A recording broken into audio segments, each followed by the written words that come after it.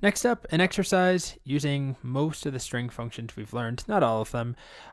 Treat this as, an open book thing. If you need to go open the docs, do it. I have to look at the docs all the time before I teach any of these videos. So here we go, string functions. There's a couple of pieces to this. I'm basically going to start with the easiest ones, going up to more complicated ones. The first thing is just to simply reverse and uppercase the following sentence using a single query.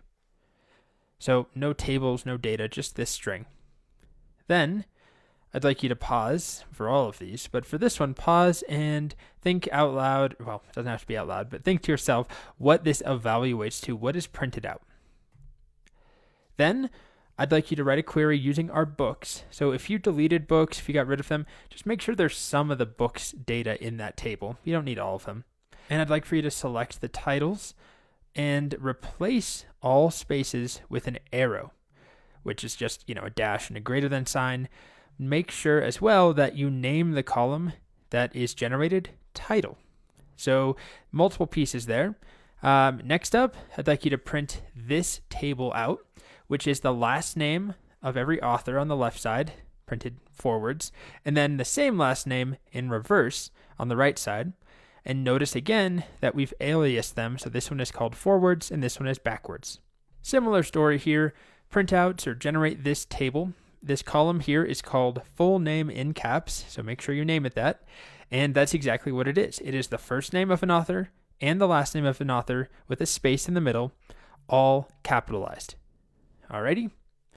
After that, this one is called blurb. It's the novel blurb or the book blurb. You'll take the title of each book, the release year of each book, and combine them into a sentence. So you'll have to put some text before the namesake, that's the title. So actually you don't put in text before. Norse mythology is the title, American Gods, and then was released in, and then the year it was released. And then I think we just have two more. Print the book titles and the length of each book title. So title, and then call this column character count, and we'll have things like American Gods with the count of characters, which is 13. And this is the length in characters, not bytes. And then the final piece, the most complicated one, is to generate this output. We have 3 different fields, 3 different columns I want you to print out. The first one is called short title. It's the first 10 characters, I believe, 1, 2, 3, 4, 5, 6, 7, 8, 9, 10 of a book title, of all book titles, plus ... at the end. And then we have author, which is every author's last name, and then a comma, and then their first name.